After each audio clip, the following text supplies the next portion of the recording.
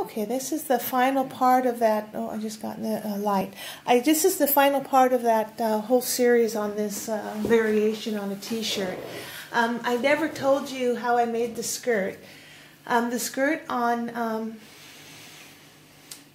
Jordy was the sleeve of the t-shirt. If you've ever seen this, well, you know, I'm sure you've seen a t-shirt. But on the bottom, they turn it up, and then you get 2 rows of stitching. So what I did is I just cut this even across the top, and right between these 2 rows of stitching, I did a decorative stitch on my sewing machine. I used a just one of these, I don't know if you can see it, it's just a plain square looking design. I tried to do something that would match like the robot look. And then I just went right between those 2 lines of stitching, and that's where I put that decorative stitching. And I used yellow embroidery thread, so it would have a little bit of a shine. And then the rest of it, I just, instead of going across the grain of the fabric, I went the long way. And I just put a little waistband on with a hook and eye, and that was the whole skirt.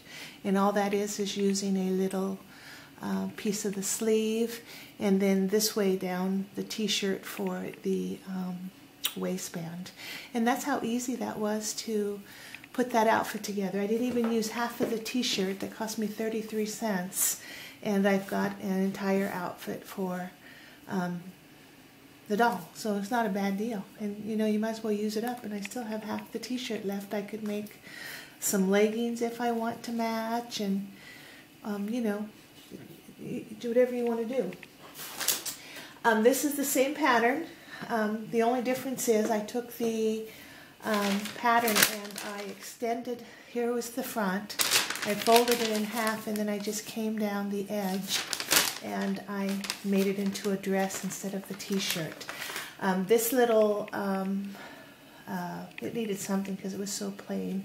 I'm using a old, this is a brand name t-shirt you get at the, I got it at Goodwill, and I love the print on it, and it's a bigger rib knitting than your regular knits, but it came with the lettuce leaf all the way around the bottom of the sleeves, and it came with the lettuce leaf around the bottom of the t-shirt itself. So the way I cut it is I cut the dress so that the lettuce leaf became the actual hem of the outfit, but it's the same pattern, it's just been extended down. So now I can take the sleeves that I still have left, and I can either make her a matching scarf if I want to, or I can make her a scowl neck for, you know, you know, there's just so many things you can do. And then here I took just a plain strip of the maroon knit, and same thing I used on the scarf. I cut, this is the cross grain of the knit where it stretches, and this is the long way. So to get this scarf, if somebody doesn't know how to knit or crochet, you can make these little knit scarves very simply. I just took my cutter, and I think this is about 2.5 inches across, and maybe, I don't know, 1.5 foot down. And I took my overcast stitch and I stitched all the way around the edging of this scarf. And then when it got to the bottom, to match the bottom of the skirt, I took my G-foot and I did the lettuce leaf all the way across, so it would give you that matching look for the bottom of the dress.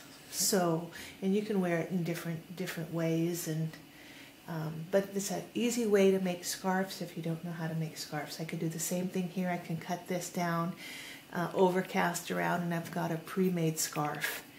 And you really don't even have to worry about the other side, because that'll look just as pretty with the finish on it. But anyway, it's an easy way to do it. The difference on the back was I did my Velcro the same way, except what I did was I put my Velcro in. This is the same pattern as the other ones, but it fits our generation because of the type of knit it is. It's not the fine knit, it's not the t-shirt knit, it's that big rib knit. So I put my Velcro in the same way I did on the t-shirts, okay, and then I just laid them on, I just laid it on top of each other, and then I just stitched them closed right here in the back. And that's how I got my seam in the back put in. You could do it any way. You could do that first and then put your Velcro in. It's whatever you're comfortable with. But that was one of the t-shirts I got when I had the dollar bag sale at the thrift store. So, you know, it was just one of the t-shirts I threw in, so there's no saying how much I actually spent on this outfit.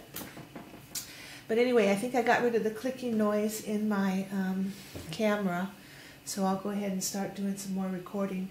I had a couple people ask me to do a review on this machine again, so now that I'm more familiar with it, I think I'll do a better job.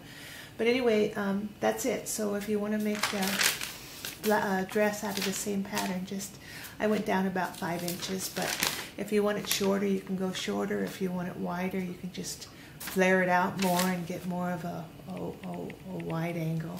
But it makes a cute dress too. And I could have done the same thing that I did with the t-shirts. I could have changed the color of the neckline and the color of the wing sleeves here to get a different look. But there's just so many things you can do. It's you know, whatever you feel like doing. There's just so many things you can do on these doll clothes. Okay, so I'll talk to you guys later. Have a good one.